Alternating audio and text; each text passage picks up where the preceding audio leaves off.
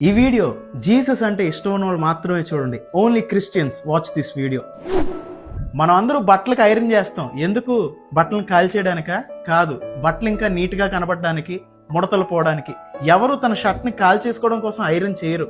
అలాగే ఐరన్ చేసినప్పుడు iron box చల్లగా ఉండదు, వేడిగా ఉంటుంది. అప్పుడు మనం ఐరన్ చేస్తున్నప్పుడు ఈ షర్ట్ అనుకోవచ్చు, నా మీద కోపంతోనే ఈ ఇస్త్రీ పెట్టి నా మీద పెట్టాడు, నేనంటే ఇష్టం లేదు కాబట్టి నన్ను ఇలా కాల్చేస్తున్నాడు అని షర్ట్ అనుకోవచ్చు. నిజానికి షర్ట్ మీద ఉన్న కోపంతో మనం వేడి ఇస్త్రీ పెట్టి పెట్టాం.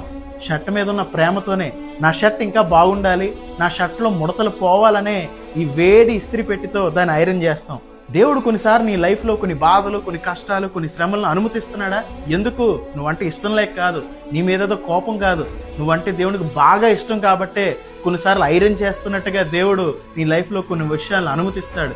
ఎందుకు? నువ్వు బాగా ఉండాలని, నువ్వు ఇంకా డిసిప్లిన్డ్గా ఉండాలని, నువ్వు అందరి వ్యక్తుల్లా కాకుండా షైన్ అవ్వాలని దేవుడు కొన్నిసార్లు మనల్ని డిసిప్లిన్ చేస్తాడు.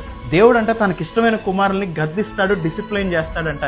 అందుకే ఎవరైనా తనకి ఇష్టమైన షర్ట్ బాగా కనబడడానికి ఐరన్ చేస్తారు. ఇష్టం లేని షర్ట్లు, చిరిగిపోయిన షర్ట్లు ఎక్కడ పడేస్తారు? చెత్తబుట్టలో పడేస్తారు. పనికిరాని షర్ట్లే చెత్తబుట్టలో పడేస్తారు. ఇప్పుడు నేను నా షర్ట్ని ఐరన్ చేస్తున్నానంటే ఇది చెత్తబుట్టలో పడేయడానికి కాదు, దీన్ని వేసుకోవడానికే నేను ఐరన్ చేస్తా.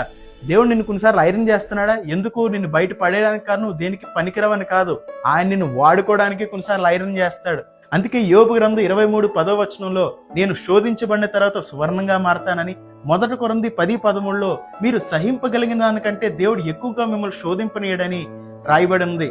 అంటే మనం ఎంత తట్టుకోగలమో దేవుడు అంతే ఇస్తాడు. అందరికన్నా ఎక్కువ ట్రబుల్స్ దేవుడు నీకు ఎలా చేస్తున్నాడా? అంటే దేవుడు నిన్ను నమ్మాడు. God gives strongest battles only to his strongest soldiers. నువ్వు ఎంత తట్టుకోగలవో దేవుడు అంతే శ్రమలు నీకు అనుమతిస్తాడు.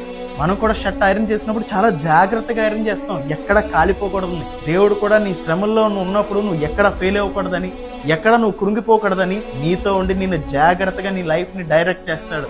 మనం గ్రహించాలంతే. మరి ఏం చేయాలి? ఇప్పుడు ఈ షర్ట్ ఐరన్ చేస్తున్నప్పుడు ఈ షర్ట్ ఏం చేయాలి? బాధతో, దుఃఖంతో కూర్చోరా? లేదు, సంతోషిస్తూ హ్యాపీగా ఉండొచ్చు. అలాగే మనం కూడా దేవుడి చేతికి మన లైఫ్ని అప్పచెప్పినప్పుడు హ్యాపీగా దేవునికి కృతజ్ఞత కలిగి దేవుని స్తుతిస్తూ, దేవుని ఆరాధిస్తూ, దేవుని గణపరుస్తూ మన లైఫ్ ముందుకెళ్ళొచ్చు. ఎందుకంటే because at the end you are going to shine, at the end you are going to be glorious, you are going to enter your blessed seasons very soon in Jesus name.